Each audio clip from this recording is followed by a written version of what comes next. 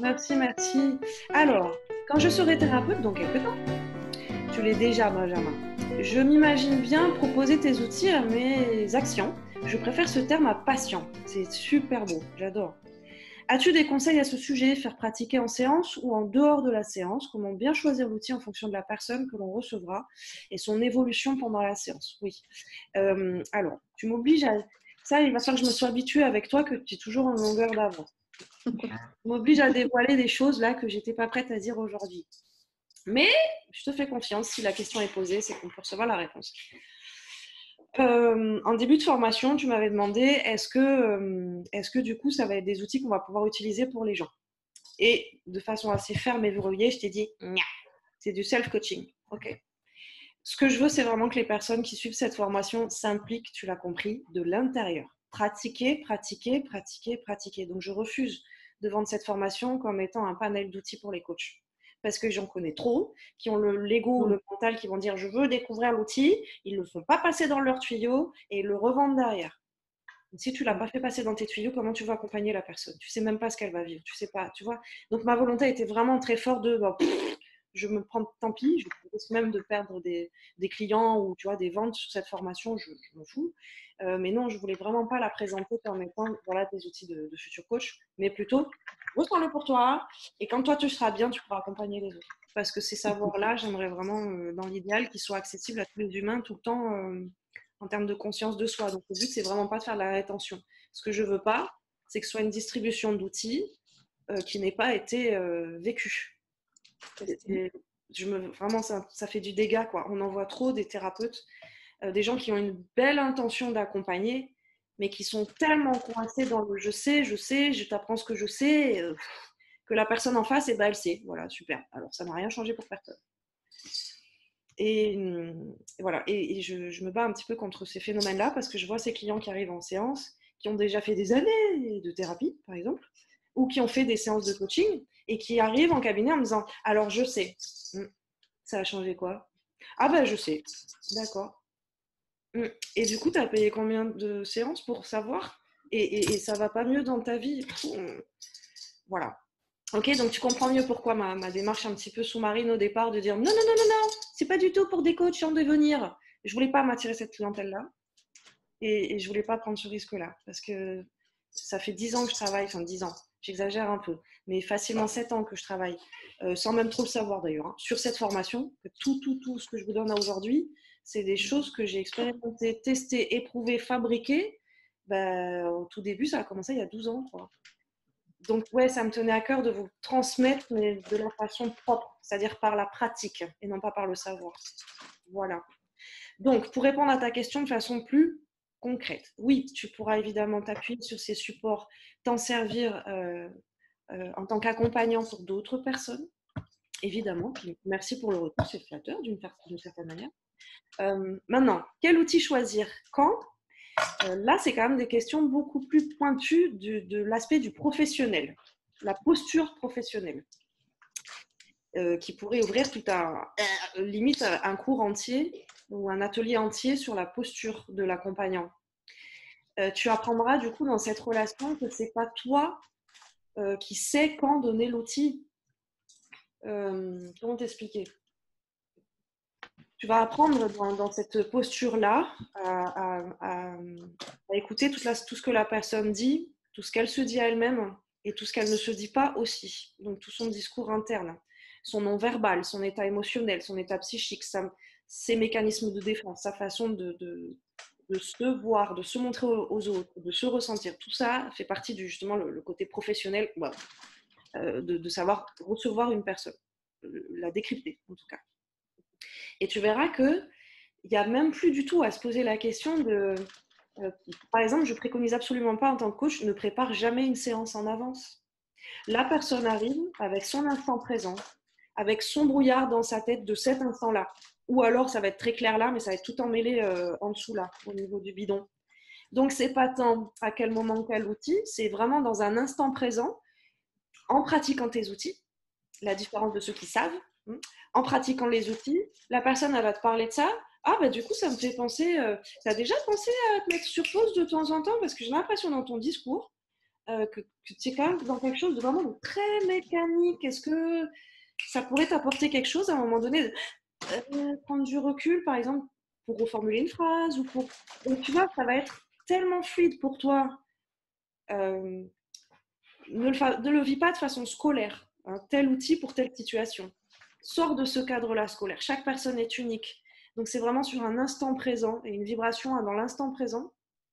Tu as là dans la conférence de ce soir des personnes que j'ai accompagnées en tant que client et en tant que cliente euh, qui pourront peut-être te faire un partage là-dessus sur comment on les drive. C'est même pas vraiment du coaching, mais on est tout le temps pour du très instant présent.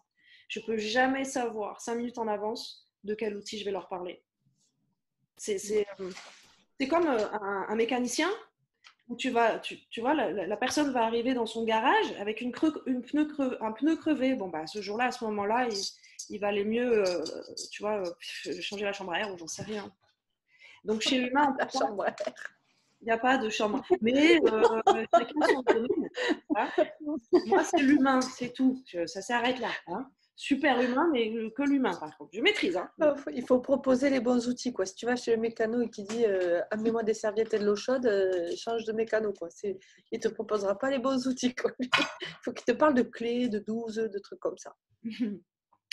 Des outils. Donc, ouais, non, sur l'humain, vraiment, ça peut être très déstabilisant au début parce qu'on se sent la responsabilité, surtout quand il y a une relation, une transaction financière. Je peux avoir le sentiment que je dois quelque chose à mon client.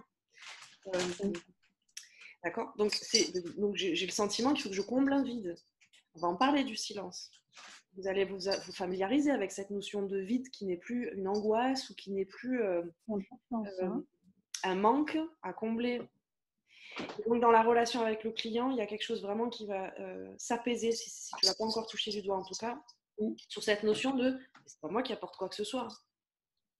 C'est le client qui arrive avec sa vibration, son instant présent et le silence dont tu parles. Tout à fait. Tout à fait. C'est exactement ça. Donc, sur tes questions,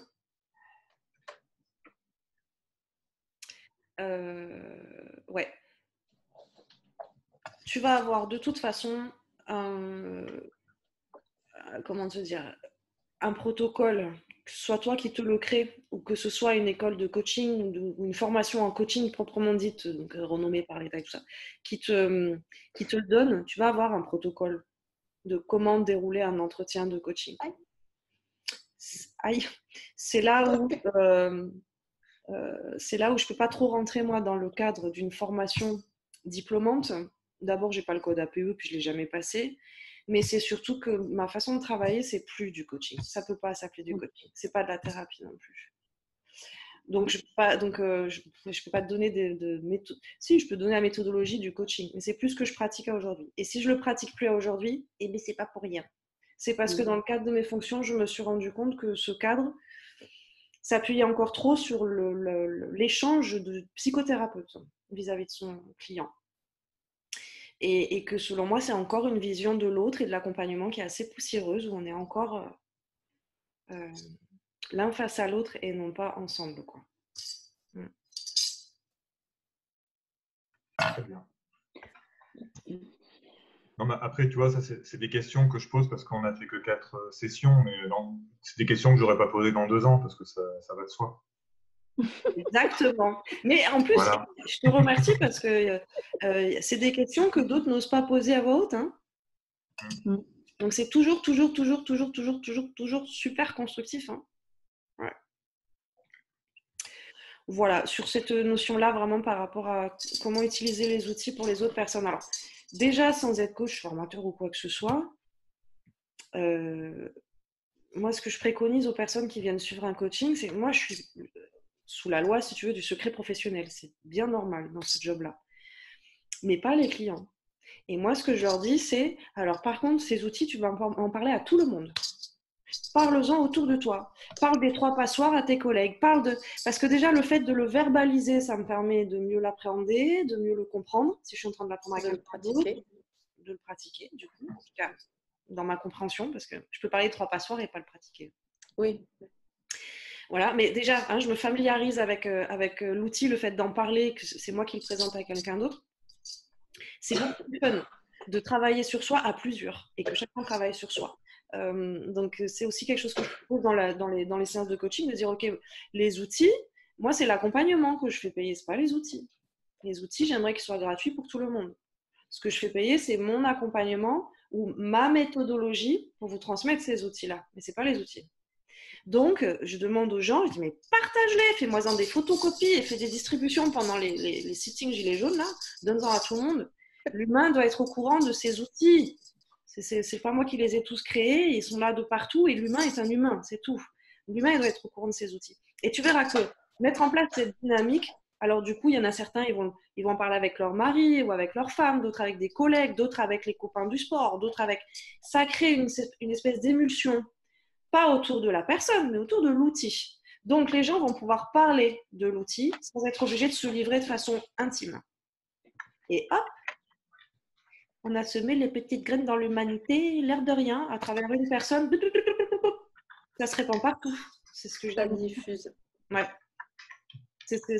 Bon, après, on n'est jamais à l'abri de transformations dissonantes qu'on a appelé à l'époque là, le téléphone arabe. Tu sais, le fait que... Ah, tu sais quoi, j'ai entendu parler d'un outil, coaching. Ah ouais, c'est quoi ouais. 3 passeurs de Cyril Hanouna. Voilà. Quoi c'était quoi On n'est jamais à l'abri de ça. Ça m'est jamais arrivé avec des outils. Ça m'est jamais arrivé avec des outils. Par contre, c'est tellement arrivé avec... je pense à une cliente en particulier, bien sûr, qui a le don de transformer mes paroles en une communication, je sais pas, dans une autre dimension. Je dis que c'est vraiment intéressant. Donc, on en est rendu à enregistrer les séances sur de l'audio pour qu'elle puisse prendre conscience à quel point, professeur tournesol, quoi.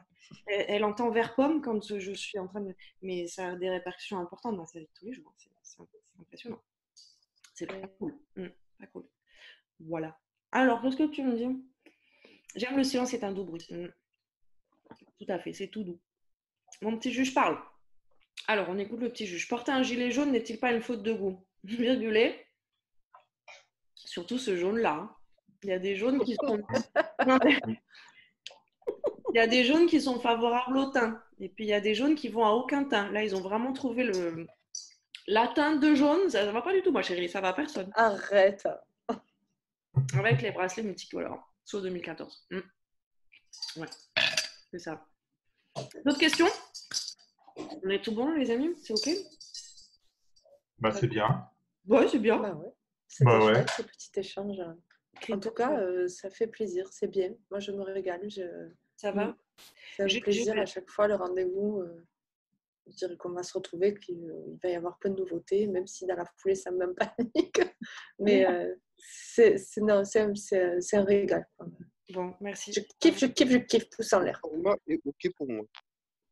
Est-ce qu'on peut suivre un cours, même si on n'a pas suivi le précédent? Parce que moi, j'ai des cours en retard, en fait. D'accord. C'est une très bonne question. Il y en a qui sont très accrochés. Par exemple, ça ne te sert à rien de regarder les messages contraignants si tu n'as pas eu le cours avant. Par exemple, ce sera moins productif pour toi de suivre le cours sur l'eau, qui arrive mardi prochain, si tu n'as pas eu déjà les paroles impeccables, parce qu'il y a un vrai lien entre les deux. On va faire le lien, en tout cas, entre ces informations-là. OK, donc en soi, en ce qui te concerne toi, Christophe, je connais déjà ton parcours, les choses sur lesquelles tu as travaillé. Toi, tu peux te permettre de piocher n'importe quel cours que tu veux à n'importe quel moment. Parce que c'est des choses que tu as déjà explorées, donc ça va te permettre d'aller plus en profondeur ou de réactualiser. Maintenant, pour les personnes qui peuvent écouter, qui m'ont lancé l'enregistrement, écouter en replay, et qui n'auraient jamais encore travaillé avec moi ou avec ces outils, faites confiance au programme. J'ai vraiment fait pas ça par hasard du tout. J'ai très bien réfléchi à tout ça. Faites-moi confiance sur l'ordre avec lequel je vous présente ces outils n'est pas du tout anodin. Du tout. Je préfère, si tu es en retard, que tu dises non, alors moi, je vais me prendre une semaine de plus pour bosser sur le cours 4. Ça ne sert à rien que j'aille sur le cours 5. Le but de ce format en vidéo et en replay, je le rappelle, c'est du self-coaching. Donc, c'est tout bon? Bon, on va se quitter quand même, les chéris, on devient accro là. Oh, ça va, ça suffit maintenant, on va se laisser. Hein. Hein, c'est pas que, mais moi j'ai faim quand même. Enfin, bon, je sais pas vous, j'ai pas mangé encore. Donc, je vous fais des gros bisous. Allez, on se fait des bisous pour de vrai. Et bonne nuit. Et à mardi. Et à la semaine prochaine. À la À la semaine semaine prochaine. prochaine. Merci Salut. d'avoir été À là. mardi. Soutien. À Bonne mardi. Bisous, bonne nuit. Bonne nuit. Bye bye. Bye bye. Ciao.